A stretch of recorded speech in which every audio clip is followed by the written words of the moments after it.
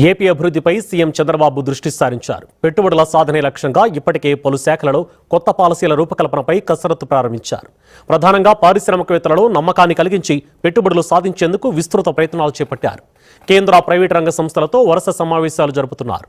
ఇందులో భాగంగానే సీఎం చంద్రబాబుతో టాటా గ్రూప్ చైర్మన్ చంద్రశేఖరన్ సమావేశమయ్యి పలు అంశాలపై చర్చించిన తర్వాత సీఎం చంద్రబాబుతో సీఐఏ ప్రతినిధుల బృందం కూడా భేటీ అయింది. ఈ మేరకు ఏపీ సీఎంఓ ఓ ప్రకటన విడుదల చేసింది.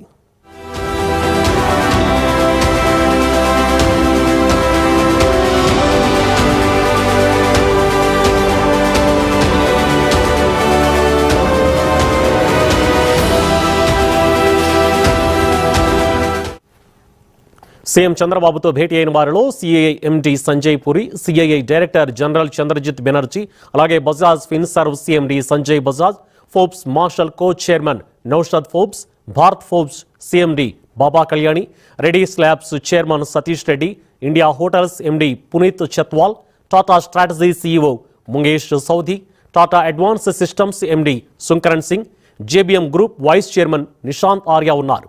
ఏపీలో పెట్టుబడులపై సీఎం చర్చించారు. అలాగే కంపెనీ అధినేతలు వారికి ఏపీ నూతన పారిశ్రామిక విధానాన్ని వివరించినట్లు సీఎంఓ ప్రకటన